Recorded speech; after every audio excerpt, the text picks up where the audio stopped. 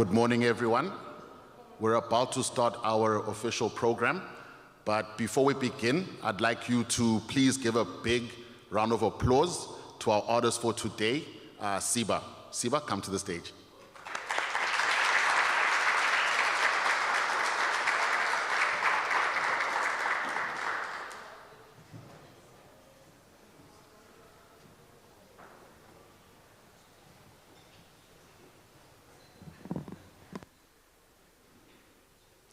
Hello. Okay.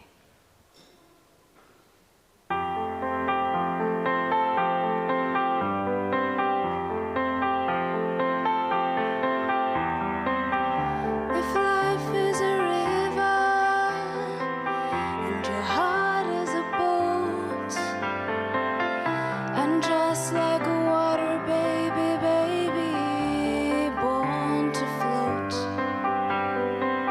And if life is a wild wind that blows way on high, then your heart is Amelia, dying to fly. Heaven knows no frontiers, and I've seen heaven in your eyes.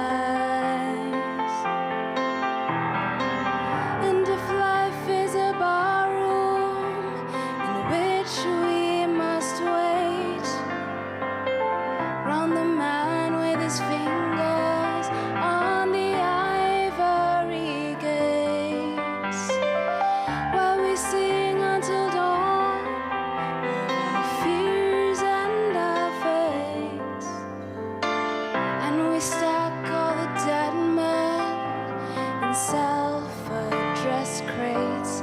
In your eyes faint as the singing of a lark, but somehow this black night feels warmer for the spark, warmer for the spark, to hold us till the days when fear will lose its grip and heaven has its ways. Heaven knows no frontiers, and I've seen heaven in your eyes.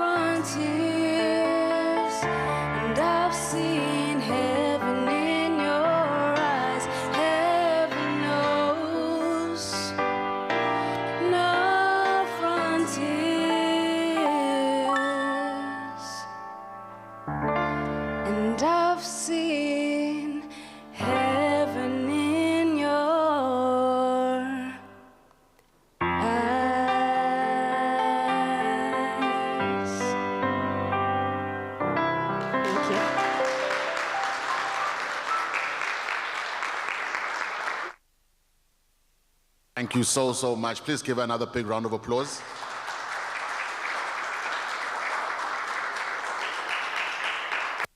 Now, unfortunately, you have to deal with my voice for the rest of the day, but she will be coming on for 2 more cultural items. Thank you all so much for joining us, and a very good morning to you all. Today is quite a bit of a momentous occasion for us at SARA. This is the official launch of our Sahris 2.0.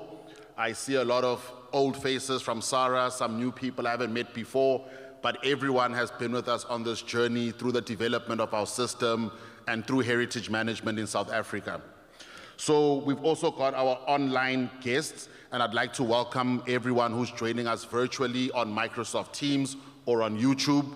Unfortunately, we won't be able to interact with them much, but one of our speakers today is also joining us from the Netherlands, and he will be presenting virtually.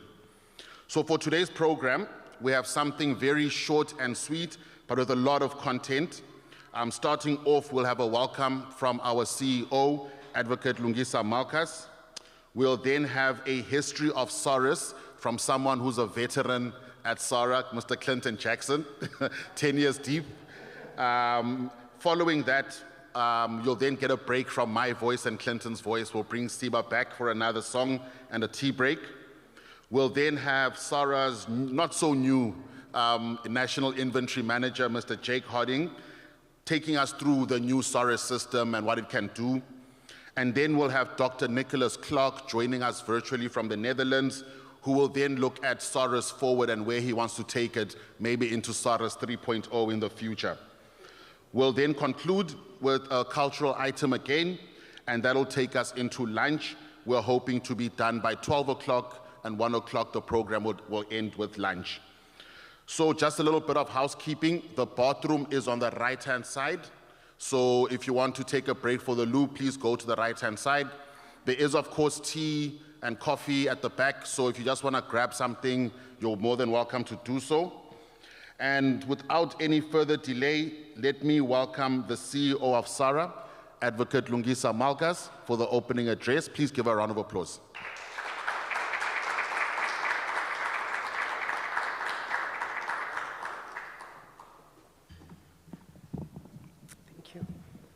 Thank you. Thank you, Ben. And where is our young lady? Is it Siba? Ah, beautiful, beautiful, beautiful. Thank you, Siba. And thank you to everyone who is here this morning. Good morning, distinguished guests, colleagues, valued partners, and the heritage community of South Africa. I'd like to wish you all a warm welcome to this exciting occasion, which is the official launch of Sahris 2.0.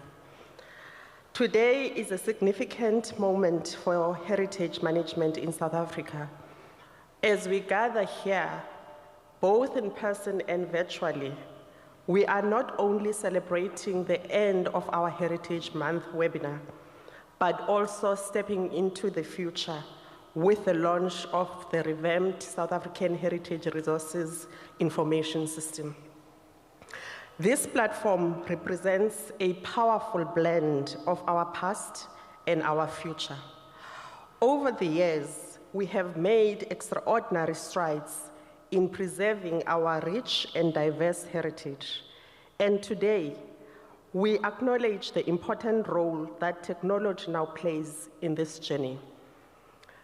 Sahris 2.0 is more than just a technological upgrade.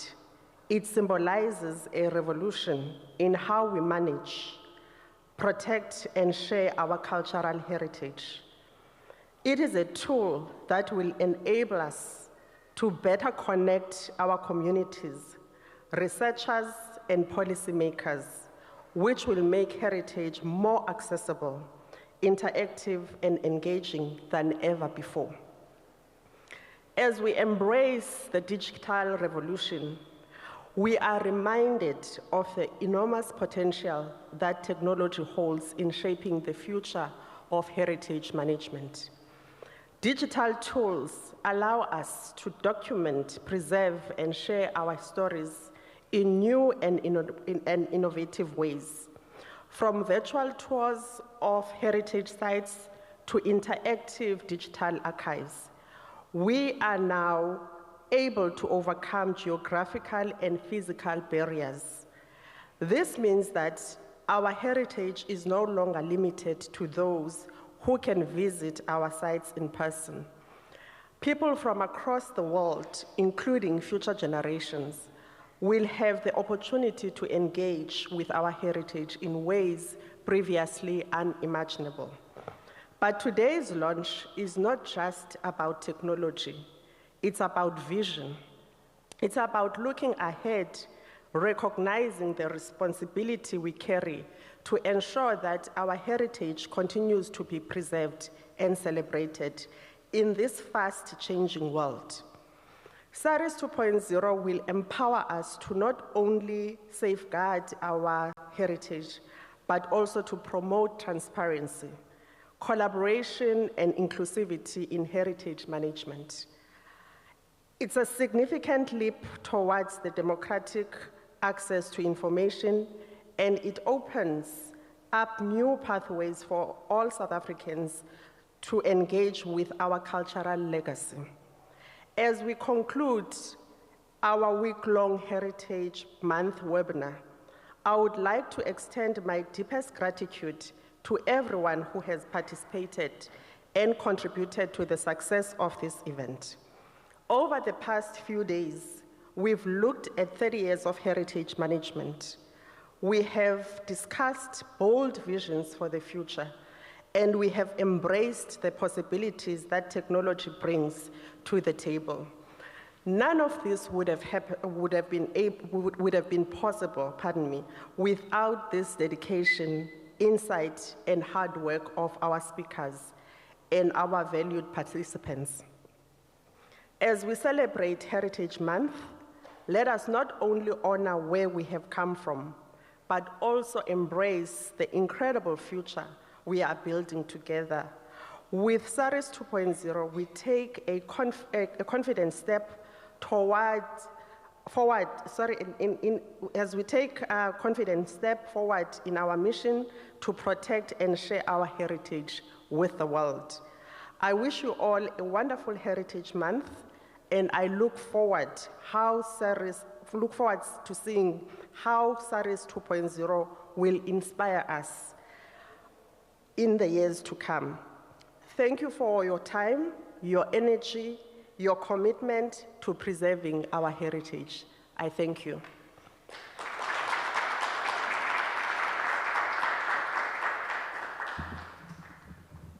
Thank you so much for those wonderful words, CEO. Please give her another big round of applause.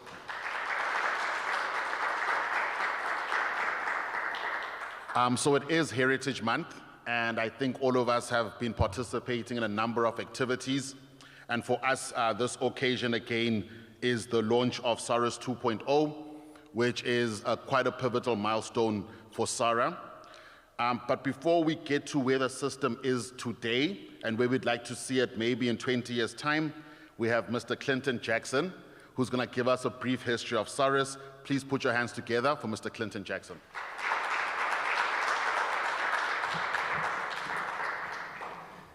Thank you very much. So I've got a bit of a presentation here, so let me just get that ready for you.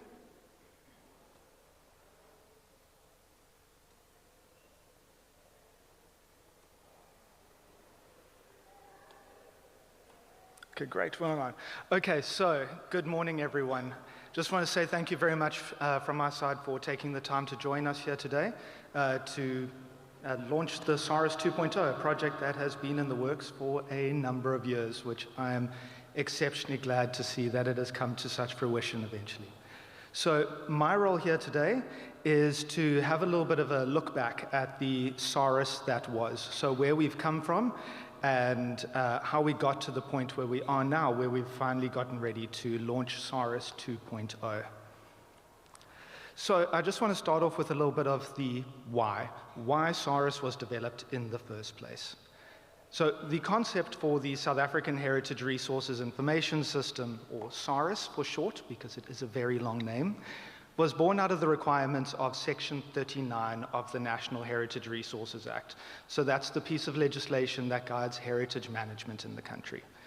Now, what that says is that for the purposes of consolidation and coordination of information on heritage resources in the country, SARA must compile an inventory of the national estate. This is a database of heritage resources which SARA or its predecessors have been involved, things that have been formally protected by a government gazette, anything generally protected, or anything we consider conservation worthy. So this is really what is considered to be heritage in the country. And I know I've mentioned a bunch of legislative things here, but don't worry, I'm not actually going to go into a legislative kind of tirade. I know my colleagues know that I love to talk legislation, but I'm not going to. So funding for this project was actually provided by the now Department of Sports, Arts and Culture through what is called the National Audit Project, which was a project to undertake an inventory of heritage resources in state ownership. But really, for this project to be successful, it was important to have a system that could actually service the repository for the data that we would be collecting. So now, initial work began on this in the early 2000s with the development of various documents relating to standards, legislative impacts, benchmarking, etc. And this would form essentially the baseline through what the system would be developed in. During this process, there was an intensive series of surveys to understand user requirements, get an understanding of what people actually want out of a system that would be developed to house the inventory of heritage resources in the country.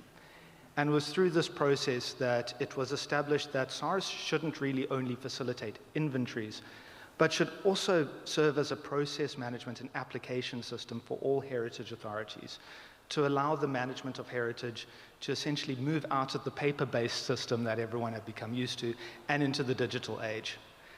So by 2006, 2007, a bunch of documents had been developed. These were things like data coding standards, legislative analyses, system requirements, etc.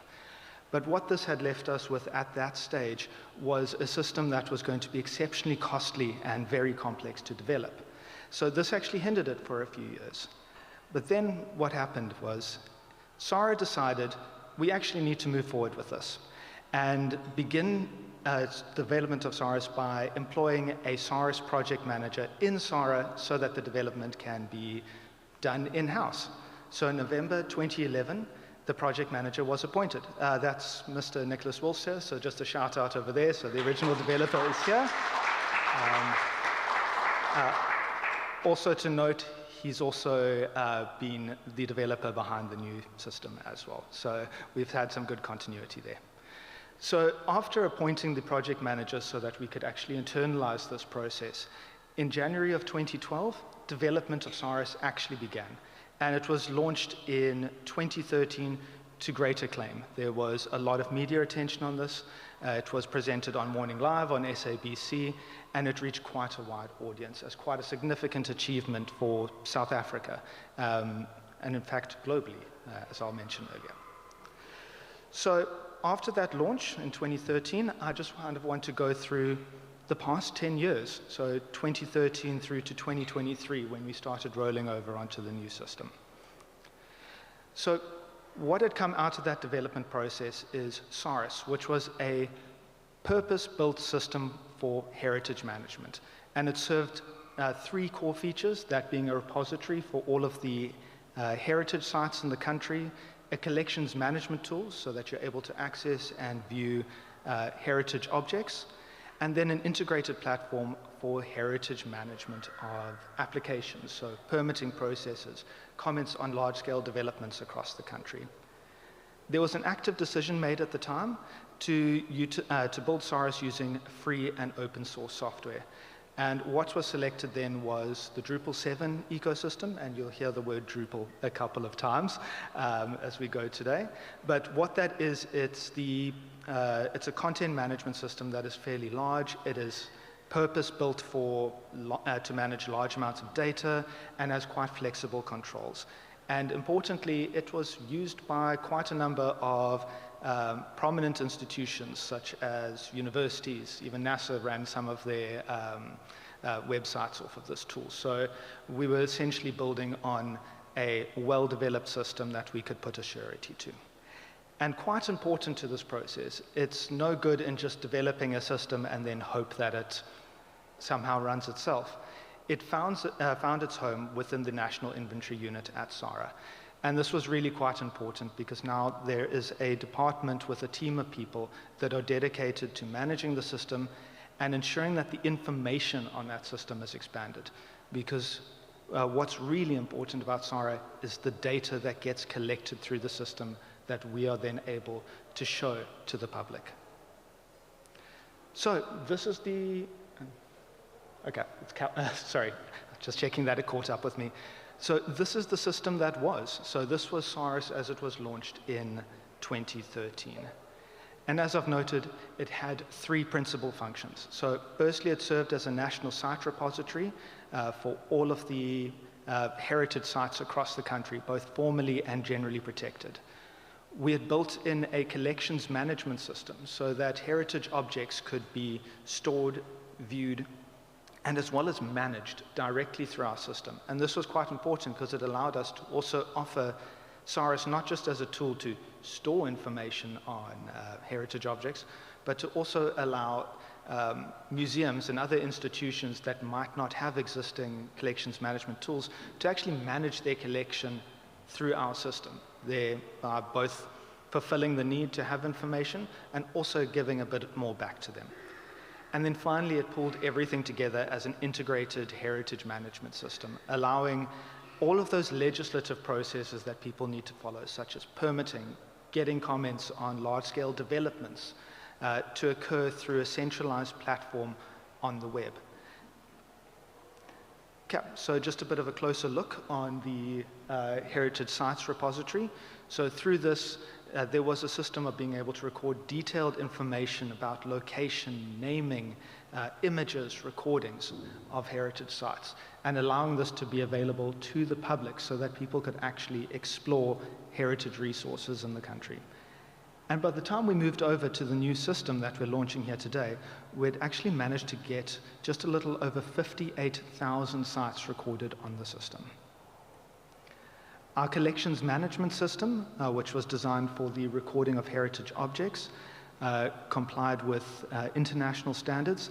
And as I've noted, we supplied this as a ready-to-use tool to also provide to institutions so that they could manage their collections going forward. So not just displaying the collection, but to actually manage it. Oh, and also, sorry, just to note, by the time that we moved over, we'd had recorded a little over 64,000 objects to make available through the system. And then finally, our heritage management system, which was for applications. Something quite important about this, it also helps to keep heritage authorities accountable by putting the types of applications that we get out into the public domain where people are able to access it and view certain aspects of that application and associated documents. It keeps us as heritage authorities accountable for the decisions we make about the country's heritage. So any member of the public is able to go through and look at the decisions that are being made about the heritage that actually belongs to everyone. And with that, we'd gathered around 21,000 applications that have been made on the system since the time of its launch through to 2023. Now, some quite important things about the system. So Sahris, as far as we know, is actually the world's first online system which integrated heritage management for sites and collections with the legislated government mandate for heritage management. So there had been systems which looked specifically at managing heritage objects or managing heritage sites. But what was important about Sahris is that it pulled everything together at the government level to be able to manage not just sites, not just objects, but also all of the processes that impact on those heritage resources. And then something else that is actually very cool was SARA ran a program to develop the world's first national paleontological and fossil sensitivity map. So I'm also going to give a shout out to another member over there, Jenna, who was also very integral in that process.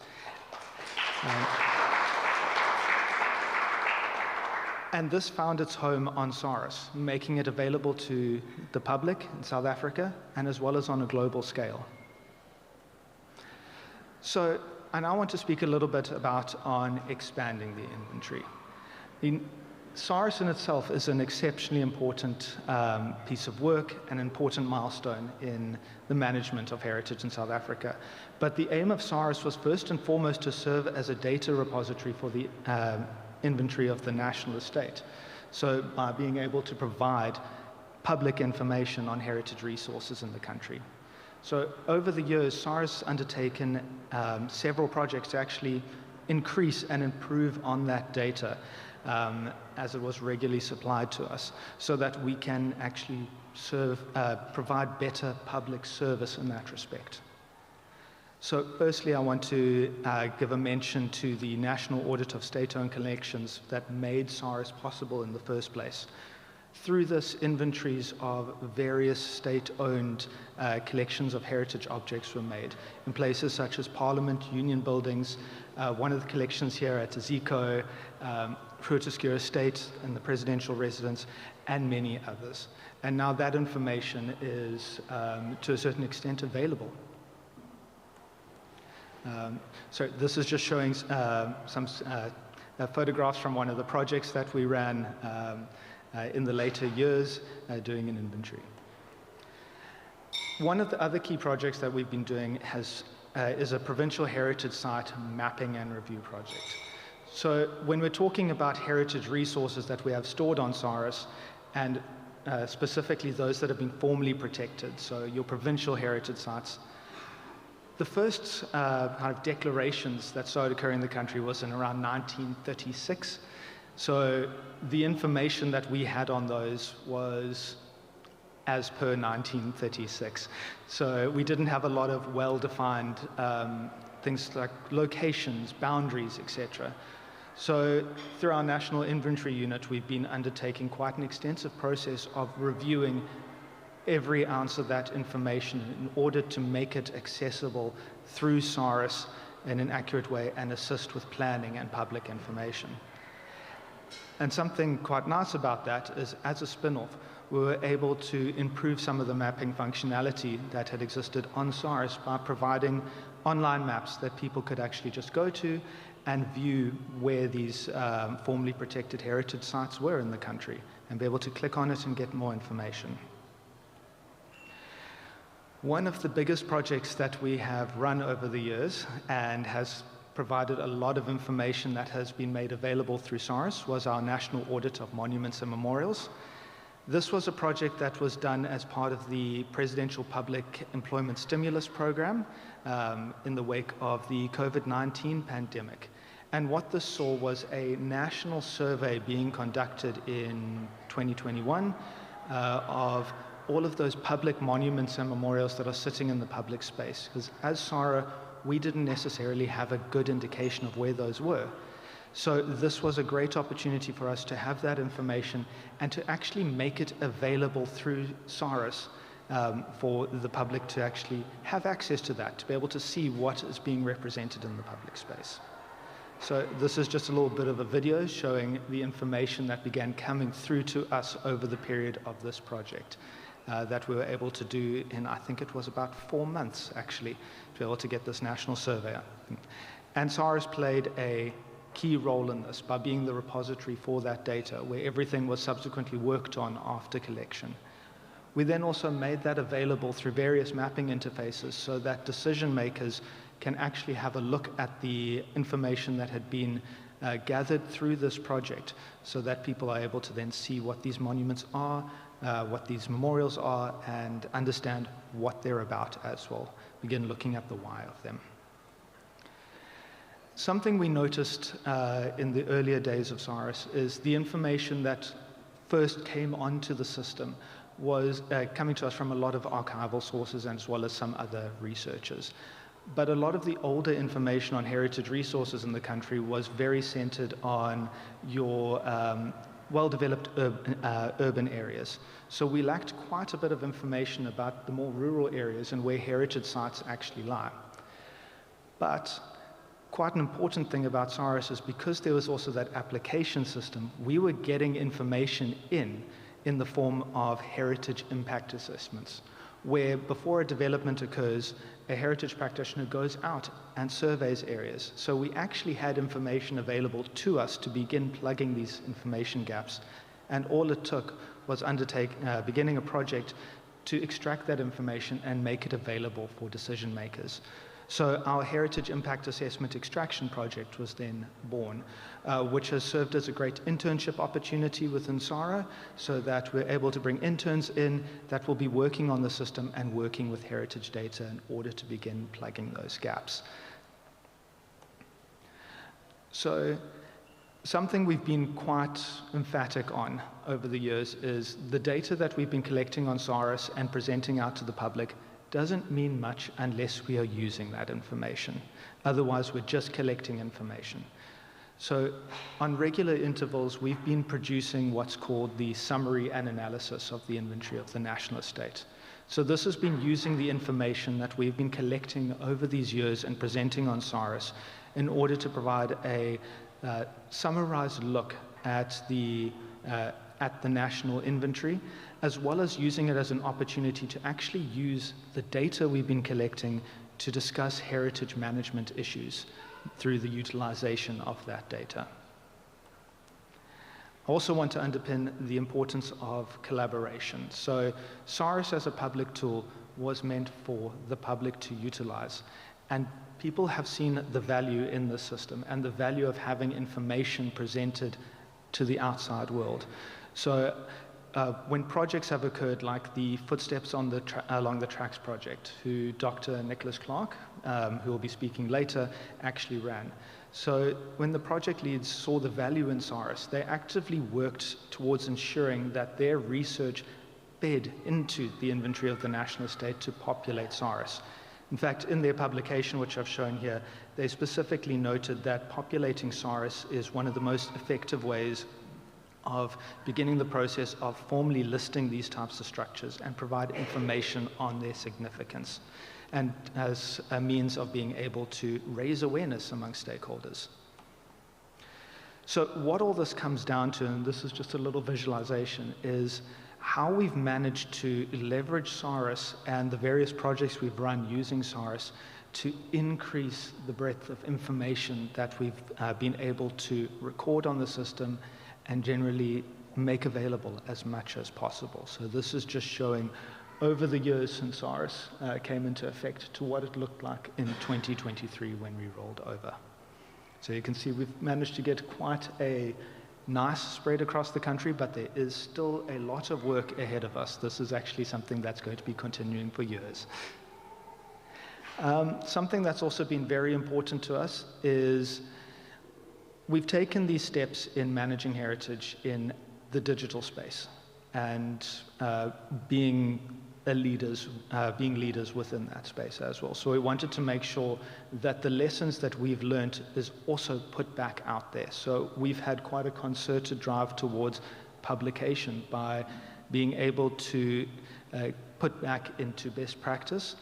Because as South Africa, we've taken the step to manage heritage in the digital space. So it's an opportunity for others to actually learn from us. But now we've come to a new vision for Sahris. Sahris has been in operation for over 10 years at this stage. So the time has come to look forward. So since 2013, when the system was publicly launched, we'd kept up to date with updates, with security upgrades, and we'd made some basic improvements, things like map interfaces to make it a bit easier to navigate, as well as vastly expanding the data that was there. But the system we developed Sahris on was reaching its end of life, and after the many years of operation, we'd learned a lot of valuable lessons, and it was really important to actually look at what we had learned over that time and think a bit forward. So by this time, the system was beginning to look really dated. We understood that the application system needed some improvement to be able to bring additional stakeholders on. User experience had changed over time, so we needed to improve the user experience as well as better workflows. what was quite nice is that making sure that we kept up with security, etc., actually required us to begin a process of rebuilding Sahris, and that was the perfect opportunity to make the improvements that we had been wanting to make. So today we're here to mark the culmination of what's actually years of work going into rebuilding Sahris, and Mr. Jake Harding will speak a little bit more about that development process. And importantly, it's been setting Sahris on a path for the future. So not just setting the system as we're launching it now, but putting some underpinnings in place so that we can look forward. So in 2020, we began looking at what we actually wanted to achieve through rebuilding Sahris and creating a new version. So by that, we had to look at what worked, what actually didn't work. So in hindsight, what could have been done better? What were the barriers to some of the adoption by other heritage authorities? And based on this review, the areas we needed to ensure that we improved with things like our application system, the look and feel, contextual help so that users don't feel intimidated when they view the system, that they understand it a bit better, as well as ensuring that the system is stable so that service delivery doesn't get interrupted. So what we eventually came up with was Sahris 2.0. It has been such a leap forward that we've decided, colloquially, we're just calling it 2.0. So in with the new. So before I show the screenshots of the new Sahris, what we've actually managed to achieve with this new version is we have a new and more flexible application system that is more tailored to specific tasks. We've got new contextual help guides to assist users so that they don't feel overwhelmed by the information that we're presenting in there. A much improved look and feel, so we've actually come into the new millennium with how the system looks, improved responsiveness, and as I've already said, we've built a foundation for a continuous work on improvement going forward. Because the aim of this isn't just to have another system that sits for 10 years in operation. We want to continuously improve on what we offer and make sure that we keep up with times and provide value. So this is what the new Sahris looks like. As I've said, we've vastly improved its looks, improved its navigation, as well as the type of information we present. And don't worry, Jake will be going into more detail for this. I just wanted to show some, some screenshots, so this isn't the big reveal. But yes, so we made the effort to ensure that we're able to take users on a bit of a journey so that they are able to more effectively engage with the legislative processes that they need to follow to ensure that heritage is protected better. We've made the ability for provincial authorities who should be utilizing the system as their de facto heritage management tool to see themselves in the system a little bit more. We found that that was a barrier because the old system was very Sahra. So we're now allowing them to be able to put their own brand on their application forms, and it's worked quite well in drawing people in. And importantly, we've also made it a lot more friendly for mobile usage and through tablets, etc., so that people aren't just limited to accessing the system on a computer, but they can also access it on their phones now. So with that, I just want to say thank you very much from our side, and thank you very much for joining us.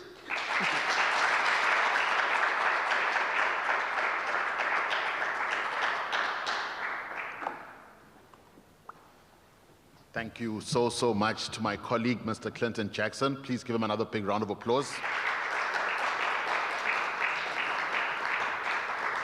I think no one could actually give a more comprehensive or better retroactive or retrospective look at Sahris than Mr. Jackson, who worked on the system tirelessly for about 9 years and still continues to 10 years. So thank you, Clinton, for all your work. And again, I just want to acknowledge the two individuals mentioned in the presentation that were also pivotal to the development of Sahris. Please give them a round of applause again as well. So I will try for you to hear my voice as little as possible. We're going to take a 5 to 10 minute intermission. Please grab some coffee or tea or go to the bathroom and allow me to welcome Siba back to the stage. Big round of applause, please.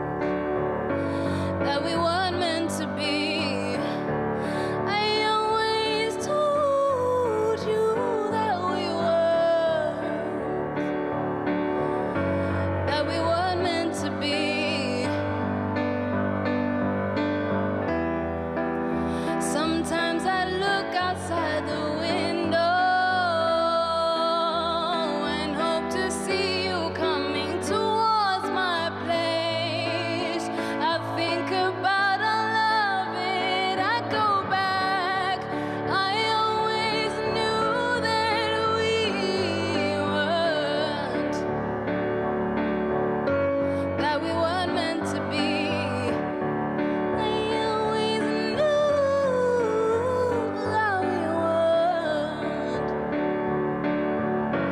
that we weren't meant to be. You showed me your true colors, and I didn't like them. I was colorblind. Thank you.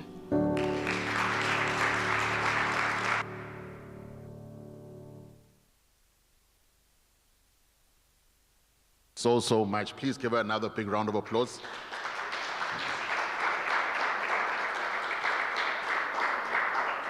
I have the very difficult task of having to speak after such a beautiful voice, but you'll just have to bear with me for today. All right, this brings us to our closing 2 items. As mentioned, we now have Mr. Jake Harding, where Clinton ended on the look at the work that's been done since 2011, 2012 to today. Jake is now going to reveal what the new system actually looks like. So I'm very excited for this presentation. Following that, we'll have Dr. Nicholas Clark joining us online to present basically a real-life case of the type of applied research that can be done with Sahris. So let me welcome my colleague for the last 2 years, even though it feels like 5, maybe even longer. Mr. Jake Harding joined SARA and took over from Clinton. And again, it's just so beautiful to see that with people like Nick, Jenna in the audience, and then Clinton. Katie's not here, even though we did hope she would be here. And now Jake, we can see a timeline of all the Sahris developers and managers. So please give a big round of applause to the NIU manager of SARA, Mr. Jake Harding.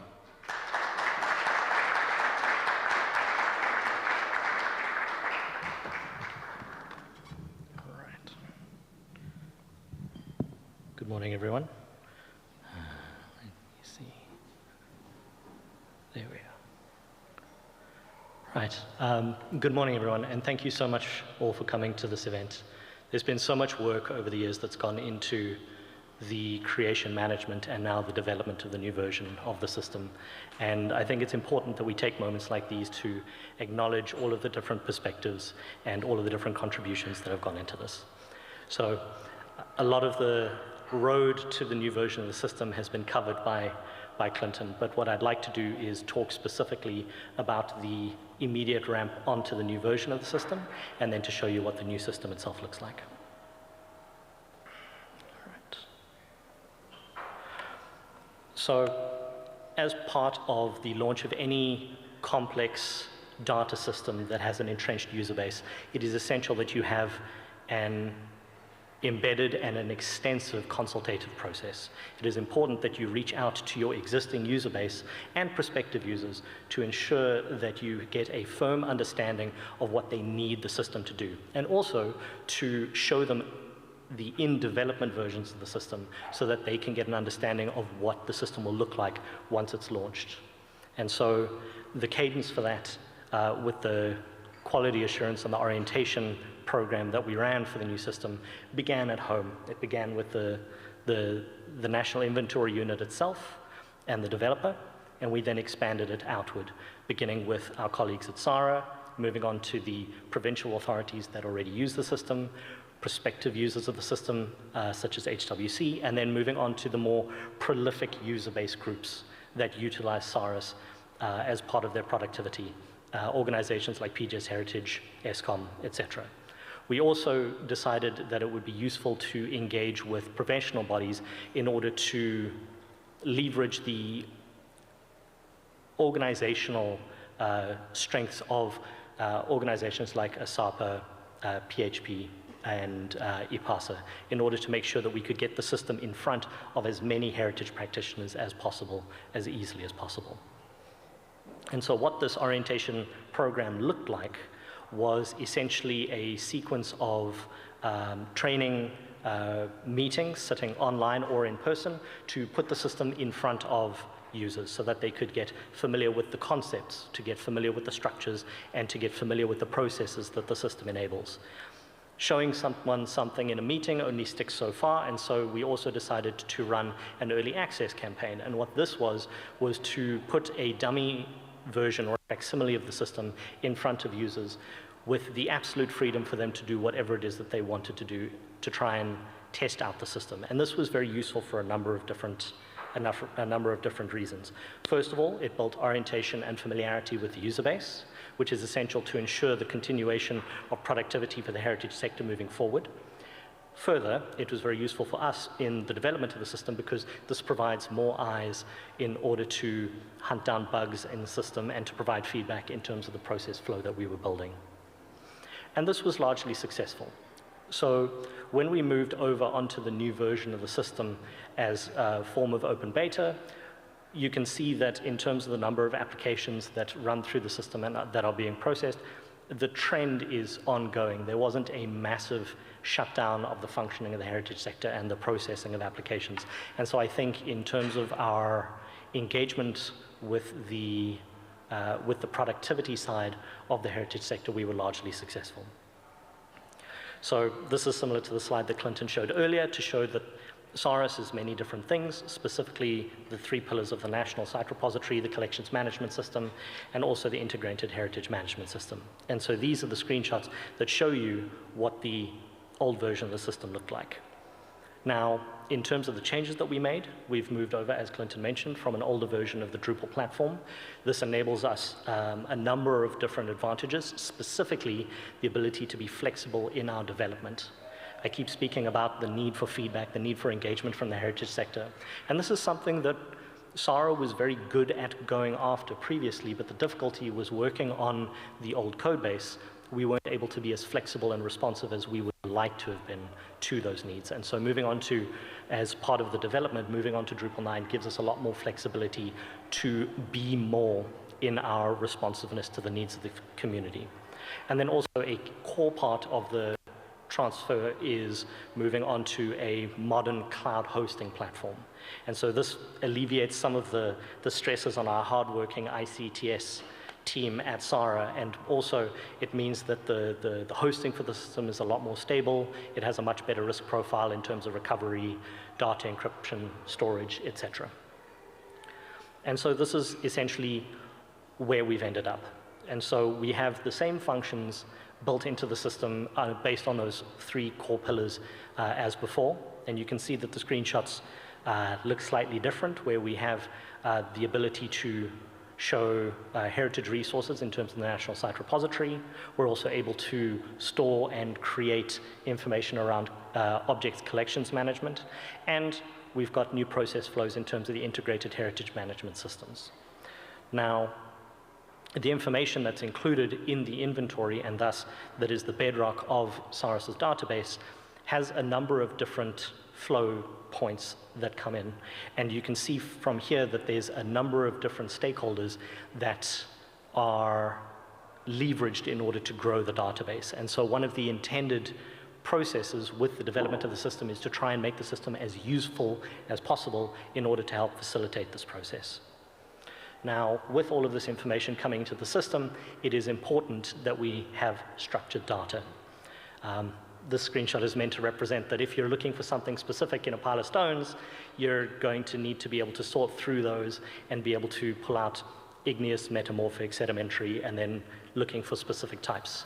And it's just as difficult trying to plunge your hand into a pile of stones and pull out a single one if you're looking at unstructured data. And so what we've done is we've continued with the previous version of the system's focus on enabling data to be structured when it is captured onto the system. So from, if you look at the screenshot on the left, the creation of objects, every piece of information that's captured in there is relationally attached around the record, the node of that object or of that heritage resource. And it is then searchable and discoverable and useful within the database, which is what's shown on the right-hand side. Now, this also presents certain opportunities in the way that we can leverage the structured data and the other information that's captured in the database. One of the things that I'm very pleased that we've been able to include within the new system is the creation of a systems-based inventory reference number, something like an accessioned unique identifier for every site on the system. And this was done using the geographical information that is captured for each of the site resources. And so what it does is it leverages the 1 in 50,000 South African map sheet to provide a unique rolling identifier that at a glance shows you the latitude and longitude in terms of degree where those sites are located. And it allows us to make sure that every single referenced site on the system has its own unique identifier, which helps to feed into the importance of the structured nature of that data. And so just to show you an example, this is a site on Marin Island, and you can see that it's got an inventory number that begins with 4637. And if you look under the mapping code, that is because it sits at 46 degrees by 37. And so it means that the unique identifiers are plugged into the characteristics of the resource that's described. Now, Clinton mentioned earlier the Section 39.7 report in terms of the state of the inventory and the analysis. Now, this sort of structured data is key in building those kinds of reports and being able to characterize the heritage that we have captured on the system by number. And so you have useful tables like this. If you'd like to see more of these sorts of things, we're going to be publishing the summary and analysis in the not too distant future. But it means that you're able to, at a glance, get an idea of the kinds of information that's captured on Sahris. And as the database grows and as it becomes a more holistic representation of heritage in South Africa, it means that we can, at a glance, get an idea of the balance and state of heritage in this country. Now, it's not just about heritage by numbers, but it's also the utility of this kind of structured data when you run large-scale analysis, things like risk modeling, using data to determine strategy and decision-making, policy-making, as well as things like management analysis baselines and impact assessments for disaster and developments. However, it's also useful on smaller or more specific scales. And so the system has been rebuilt to help to characterize and facilitate the collections management processes that are essential for the responsible custodianship of museum collections and other object collections. And so what you can see here is a collection of screenshots including the condition and monitoring assessments creation, the ability to find those creations once they've been added to the system, as well as being able to pull profile reports on specific objects that can be included as part of reporting. Another core pillar of the system is the heritage resource management.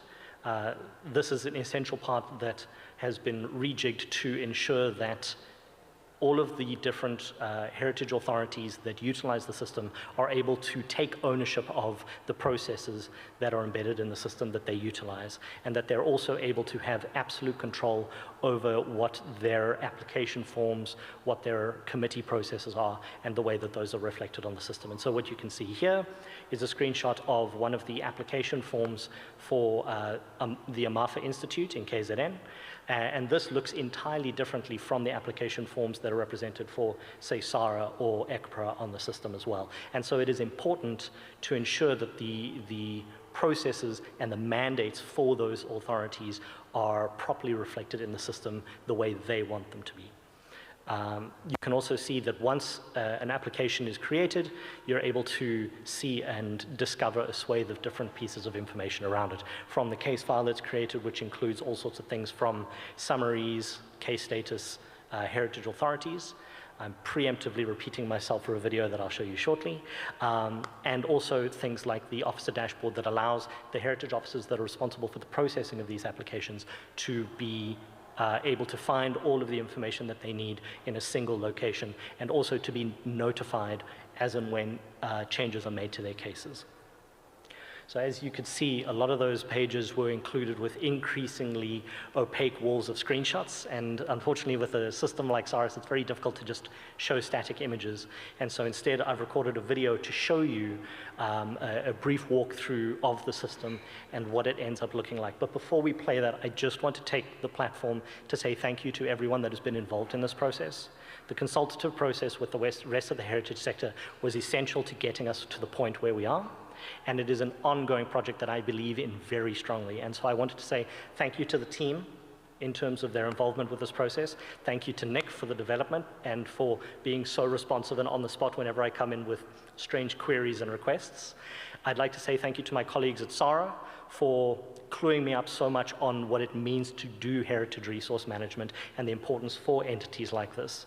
And then also to the PRAs that have been involved, especially AMAFA, ECPRA, and also the colleagues at HWC, who are hopefully soon coming onto the system, and for their feedback so that we can make sure that the system does what they need. And then also for the wider heritage sector, because again, this is a public service, this is a public platform, and it serves the public. But by getting expertise in from entities like museums, universities, heritage professionals, professional bodies, it means that the information that is captured and the conversations that we have around where the system can go are more enriched, more interesting, and more useful. Thanks very much.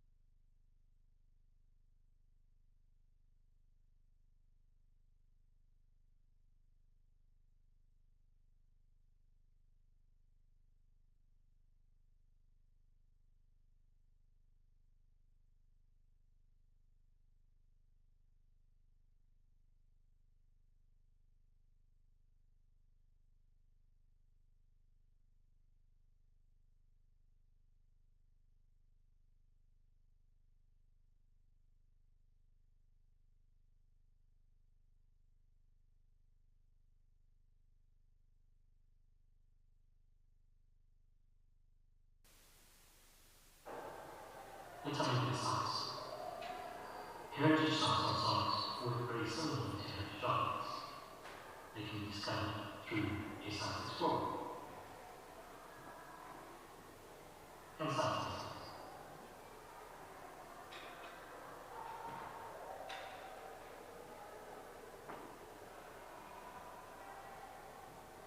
The site itself, in the city of London, is described by category, as well as being immediately from as it's being identified. In this instance, the site is also a national heritage site, and thus the gradients and declarations information is also included in the report, as well as associated images.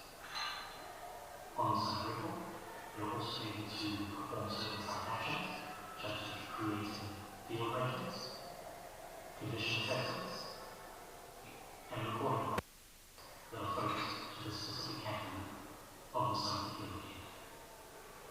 To create a site on simply click on Create Site under the Site menu button. This will present a web that allows you to capture all sorts of information pertaining to your heritage site. This includes unique identifiers, like site reference, alternative and historical names and site codes, as well as other information like the site's history, its location, and its specific geographic location, which can be simply clicked on with the map. Other information, such as references, relationship to other sites on the system, as well as links to other content on Sahris, can also be done here.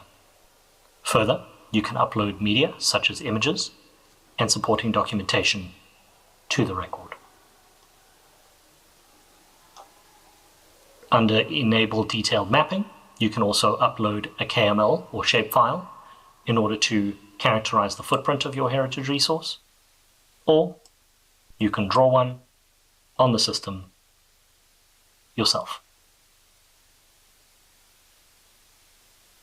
Scattered throughout the system are tours. Tours are a sequence of prompts that will guide you and explain how certain functions on the system work.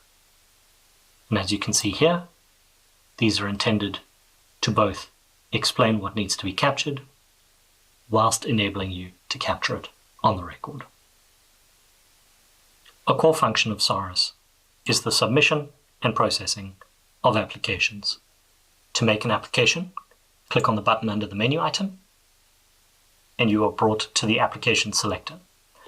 At the application selector, characterize the particulars of your application, and click Next.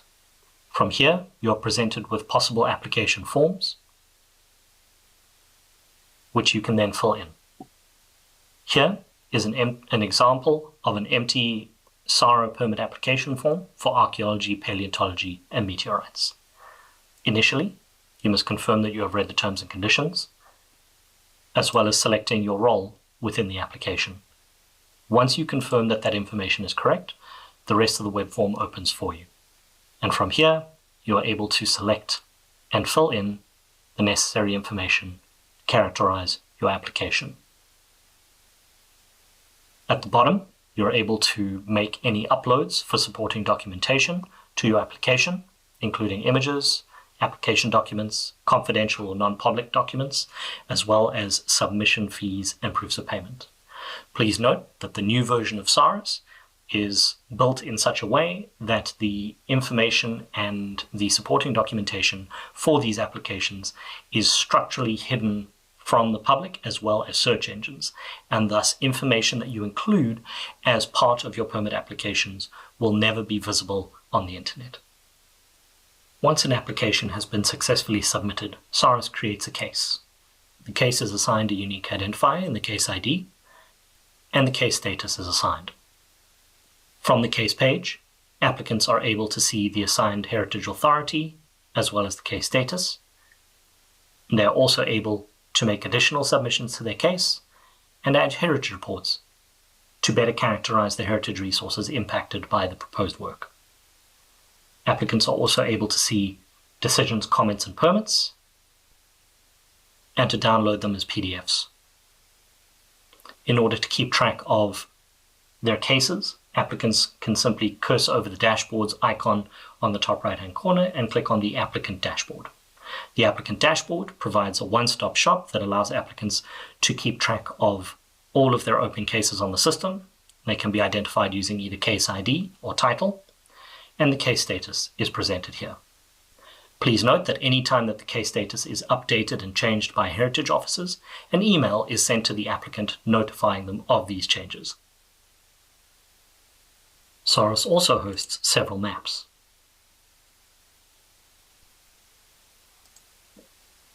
These maps are intended to provide users with the ability to readily discover and access heritage resources on the system.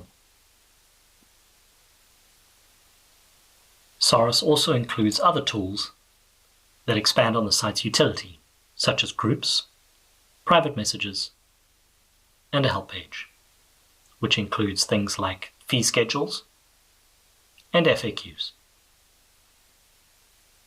If you would like to know more about Sahris, please view the Sahris playlist on the Sahara YouTube channel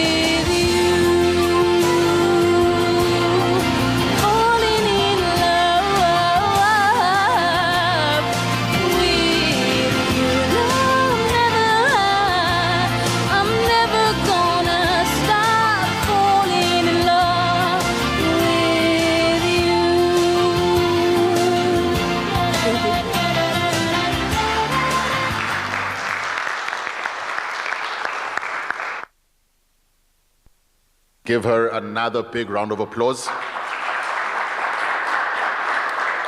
Thank you so much, Siba.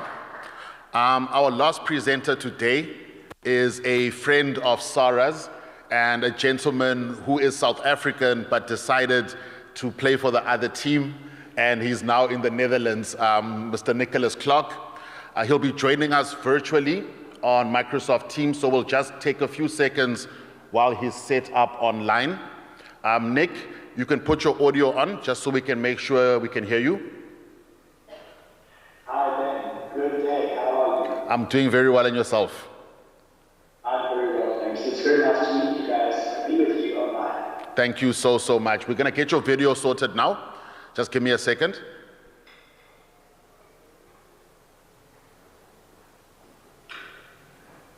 All right, your presentation is showing live and clear. Guys, please give a big round of applause to Dr. Nicholas Clark.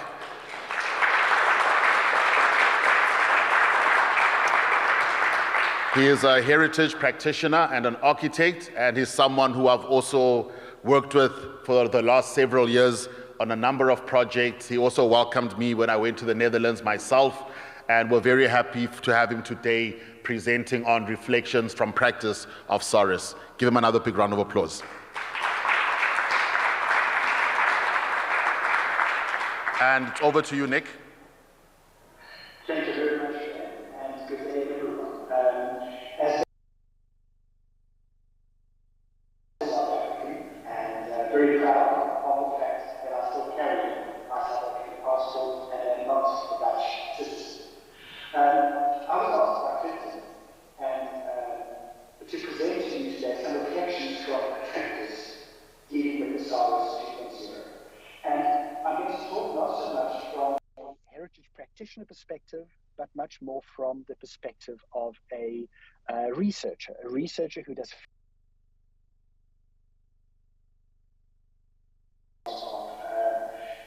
research specifically related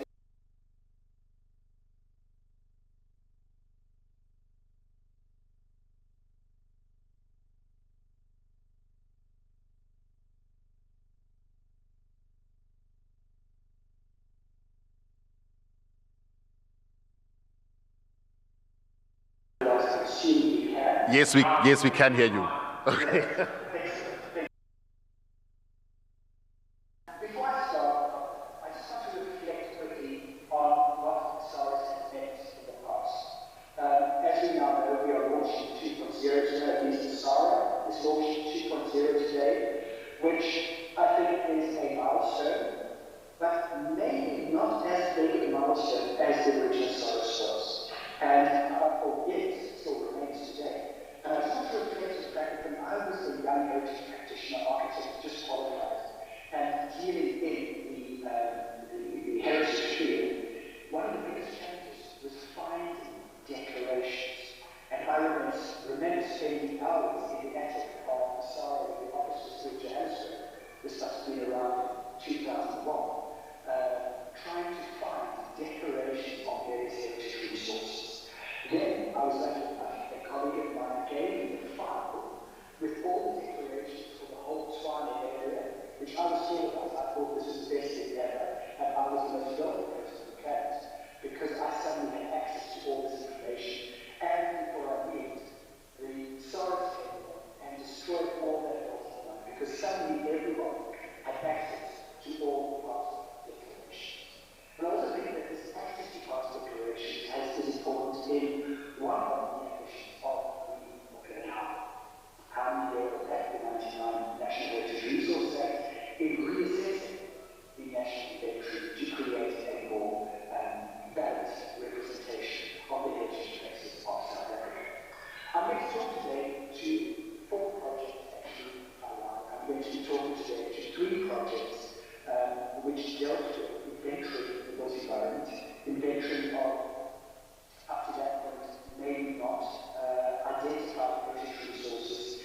These projects were all undertaken at the University of Pretoria, and they were all undertaken through assistance of the financial assistance, I should say, of the Netherlands Embassy in Pretoria through the International Heritage Program. And obviously, for that reason, they related to, as I said previously,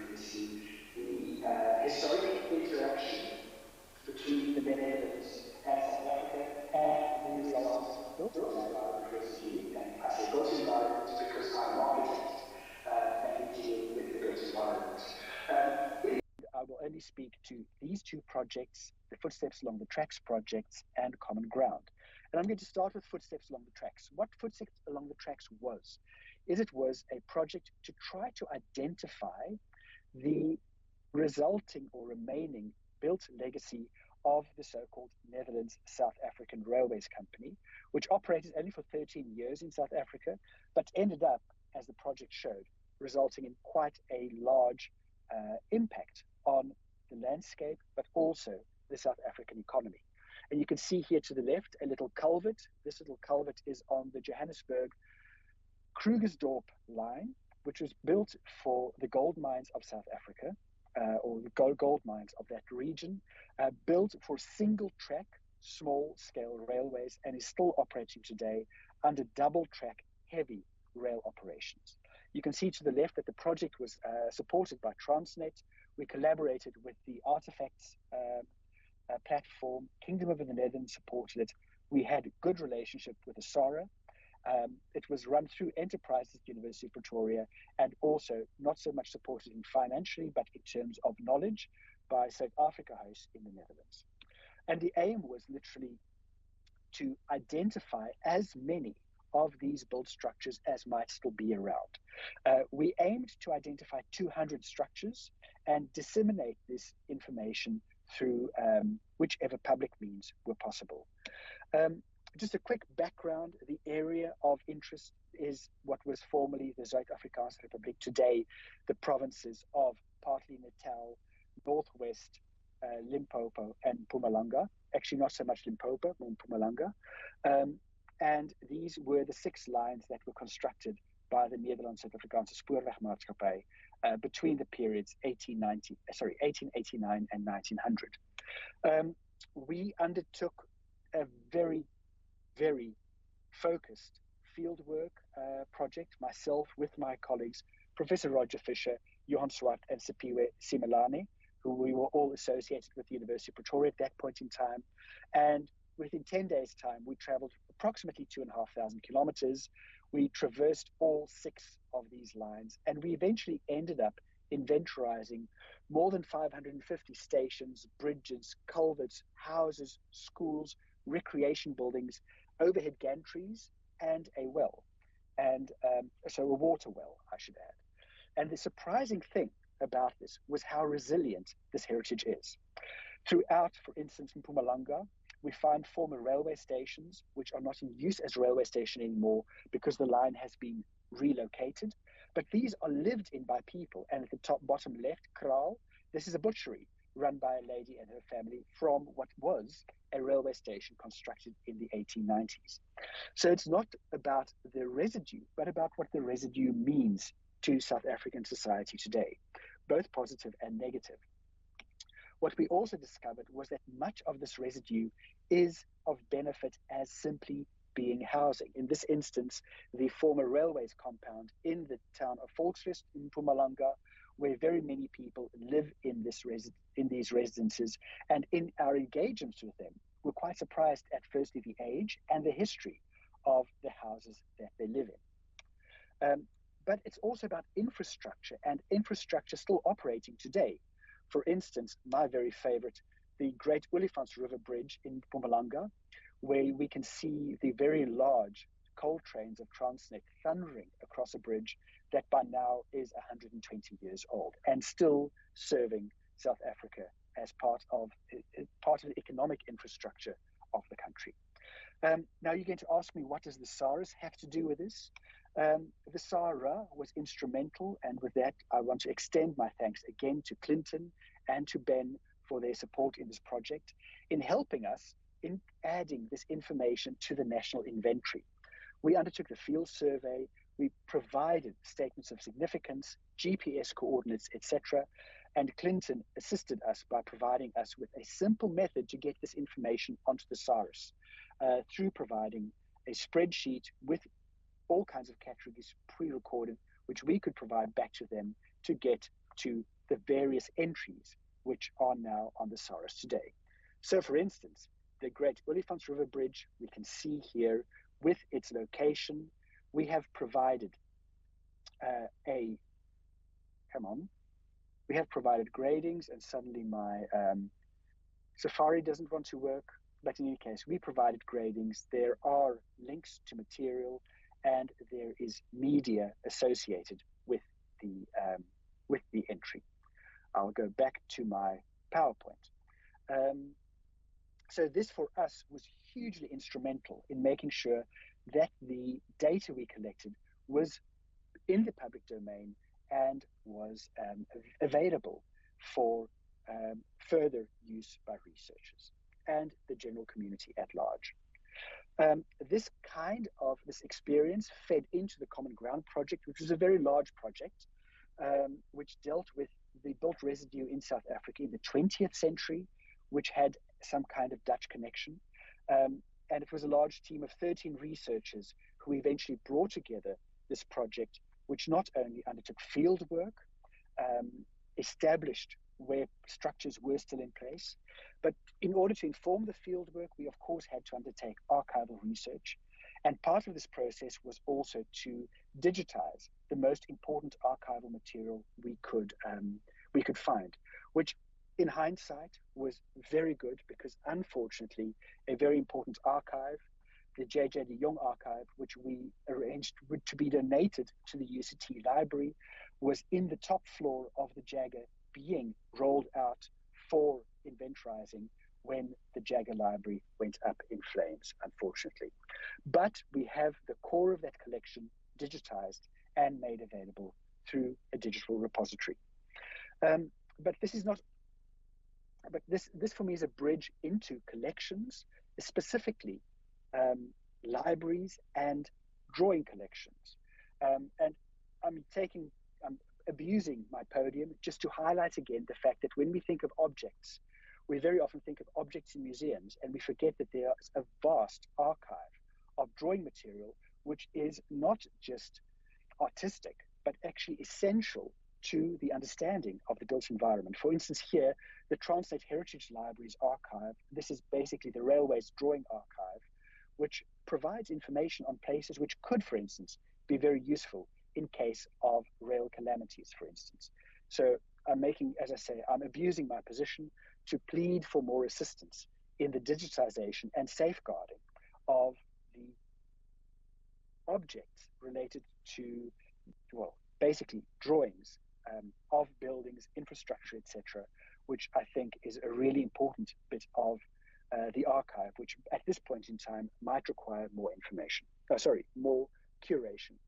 But this heritage and understanding these heritages also tie us into other understandings. For instance, a historical link between the Netherlands South African Railways Company and in South Africa, and for instance, the island of Sumatra in Indonesia, where the same engineers, the same railway professionals developed a railway line, which today is part of a World Heritage property. So we have a link between the Savolunto old coal mining town in Indonesia and rail heritage in South Africa. And this brings me to another point, which I think is where the Sahris has a very important role to play. Part of my professional practice deals a lot with World Heritage today. And South Africa has celebrated very recently the inscription of the Human Rights, Liberation and Reconciliation Nelson Mandela Legacy Sites World Heritage Property. And why I bring this in is it ties back into the issue of drawings and drawing collections, because a component of this World Heritage property is the old fort complex in Johannesburg, for which historic drawings were digitized in our projects and are available on institutional repositories, for instance, the University of Pretoria repository, which is not the only repository where information can be found that provide further information on our World Heritage properties. There's also wide space at WITS, etc., etc. So the question really is how this all ties together into an ecology, which could also include, for instance, and I was wondering how many people are aware of the fact that South Africa has a World Heritage Convention Act, number 49 of 1999. So It predates the National Heritage Resources Act, and the World Heritage Convention Act mandates integrated conservation management plans for all South African World Heritage properties. And South Africa has these in place, and these are fundamental documents in the management of these heritage resources of international importance. So this all ties together into the functions, powers, and duties of the SARA. And I took the liberty of quoting, and this is not meant to be a quoting to the SARA, but more recalling how important the SARAS is in the promotion and encouragement of the public understanding and enjoyment of the national estate, and in promoting public interest and involvement in the identification, assessment, recording, and management of heritage resources. So I personally, through my experience, see how the SARAS has already played a role in this process as a repository, but also a means of dissemination, and can play an even stronger role as the new Sahris 2.0. Because if we look at the heritage discourse globally, from before the 1970s, when there was a focus on monuments and sites, all the way through to today, where there is a values and people-centered approach, and also an understanding that we're not dealing with monuments and sites, but heritage, and that the main objective is management and use. It really ties into one of the basic principles or basic capabilities of the SARAS. And I want to highlight that in this, the SARAS and the SARA and our National Heritage Resources Act is actually quite fundamentally progressive in its time. The National Heritage Resources Act speaks of the way in which heritage is community-based and how communities and community heritage is fundamental to an understanding of value. And it was only in 2005, for instance, that the Council of Europe adopted the Faro Convention on the Value of Cultural Heritage, which deals with heritage and how it relates to human rights and democracy. And it's only now, for instance, here in the Netherlands, that the Faro Convention is starting to have impact in the way that people think about heritage. But the Netherlands still only has a monuments register, which is monuments lists and monuments identified by experts only, which then leads into the process of valorization and protection. So coming back to our act, the 1999 Act, it speaks of all relevant cultural values and indigenous knowledge systems. It takes into account material and cultural value. It promotes the use and enjoyment. And these, for me, are fundamentals, because it also speaks about how heritage contributes to social and economic development and to safeguard the options of the present and future generations. Now, for those of you familiar with the basics of sustainable development, you will recall in these blue highlighted words the definition of sustainable development from the Brundtland Commission, which was in 1987, that sustainable development is development that meets the needs of the present without compromising the ability of future generations to meet their own needs. So we can see that our Heritage Resources Act has built into it a position that heritage should contribute to sustainable development, and that knowledge on heritage, built heritage, intangible heritage, customs, collections, etc., can help to take heritage, and once again, I'm thinking from the built environment perspective, can take built heritage from being a victim of development to being a stimulation, actually the cause for development in service of society, the economy, and our biosphere. So in that, I see the role of the SARAS growing over time. And I was very impressed when in 2020, the National Audit of Monuments and Memorials took place during very difficult times, because this was starting to show a approach towards ground roots identification and valuation of heritage. And I believe that even though my projects in the past have been very much on the level of informing, in other words, identification by experts of potential heritage, and we can, with the SARAS, move towards empowerment of citizens by having really a bottom-up approach to value and valuation.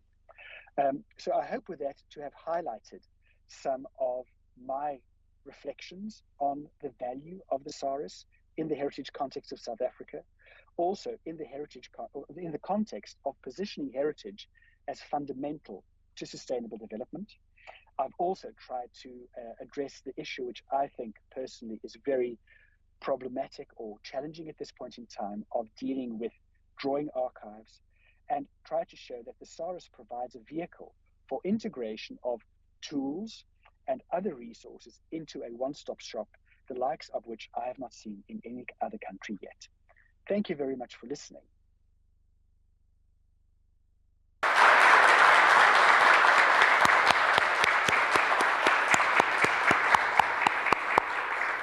Thank you so much, Nick. I really wish you were here in person to get the round of applause that you deserve. Please give him another big one.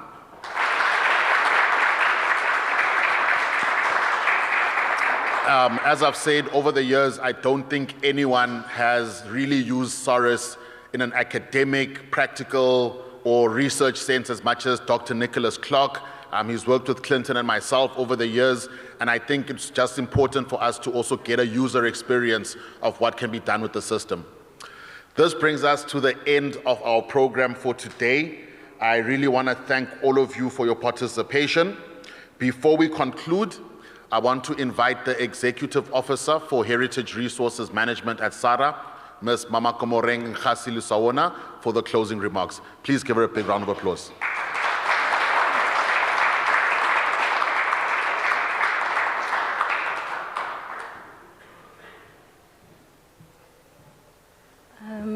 Thank you, colleagues. And today is the 4th day where we are concluding the 2024 Heritage Seminar Week. So thank you to all participants. And as we close with the launch of Sahris 2.0, I just would like to see how engaging this audience is. So if you agree that Sahris makes heritage accessible, clap once. If you think it affords the transparency, clap twice. Accountability for heritage officers and those they deal with, clap 3 times. And if it improves communication, clap twice. And if you think that through Sahris we are moving forward into heritage resources management, don't clap. Good. You're paying attention. So colleagues, I really, on behalf of SARA, on behalf of the CEO here with us, I would like to thank everyone. The team here, I think they're holding their breath. But Clinton put it very easily. You must ask Nick how it was at the beginning. And maybe even further back, you must ask David Hart. He is the person who was dealing with that whole lot of baseline documentation. And so lots of people did not like Nick at all at SARA. Because there was a time when we had to say, from this date onwards, and Colette will tell you how it was in archaeology, because they had to stop and use the system. Every Monday morning, get in the boardroom, get training. Nick did lots and lots of the video tutorials that people, I think, were fed up about. But that is how we are here. And I think, a somber moment to see where we are today. We have Jake here making it very easy for us to be able to access Sahris, how he dealt with the advocacy of Sahris 2.0 has been really, really, really amazing. The SARA team has made it easy for us to interact with other heritage authorities.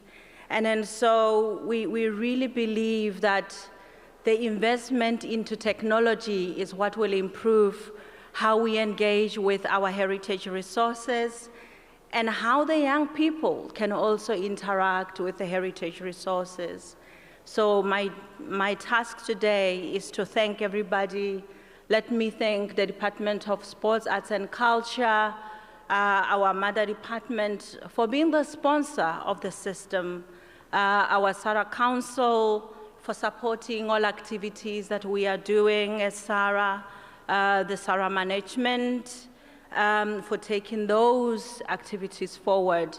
An excellent, excellent SARA team. Everybody, we have an excellent SARA team. And even the former SARA team members. So I would like to thank, above all, the participants over these 4 days, the participants today. If it wasn't for our panel of guests and speakers, these 4 days would have not been successful. So we thank you all for making time, for contributing to how we manage our heritage resources. And there's a guy who is tired. He says his data has run out today, and that is Ben. We have to thank him because he makes these events very easy for us, and we can say it is home cooked. And so Ben, thank you very, very much. And yeah, you can have a day off after this, yeah? So colleagues, with that, let me say thank you and wish everybody, our audiences online, the very much happy, happy Heritage Month there. Thank you.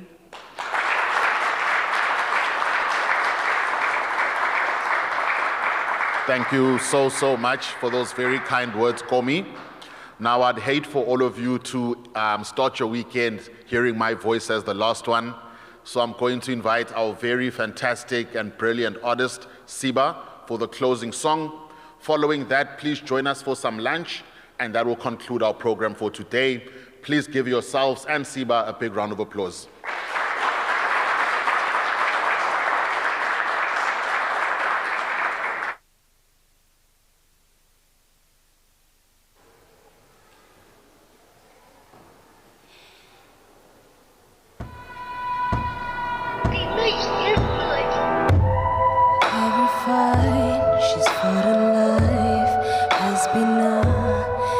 Of time, she came out victorious, 'cause she is a mastermind.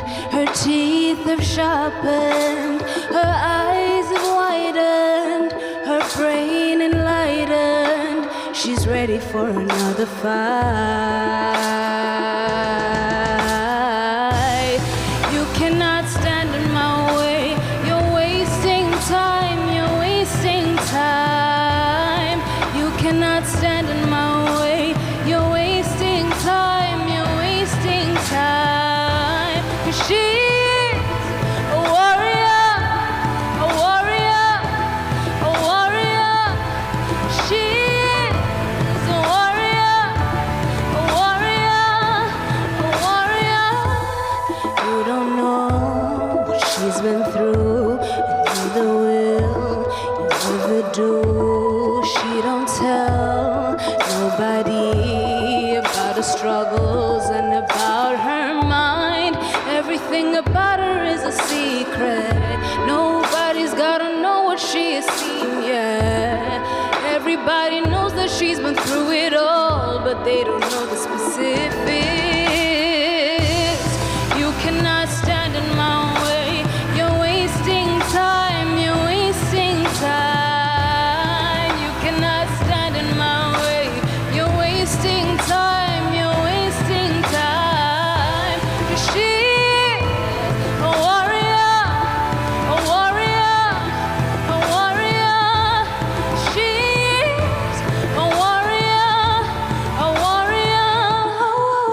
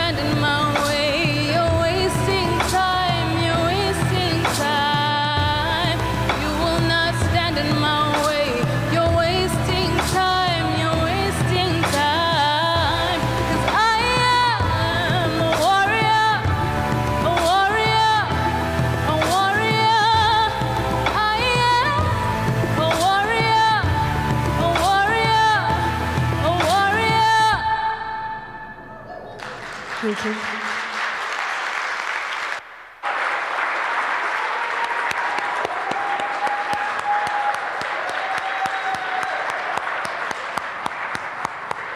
Thank you so much, Siba, for your wonderful performances today. I'm going to get your details so people can find you somewhere. It seems the students are enjoying as well. Colleagues, this brings us to the end of our program today.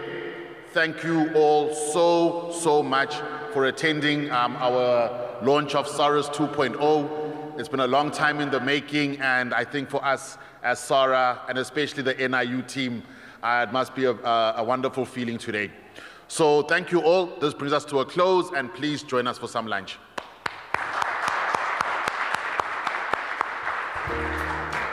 Sorry, CEO, Clinton, Jake, and Komi, please join me in front for a photo. There's a request. Thank you.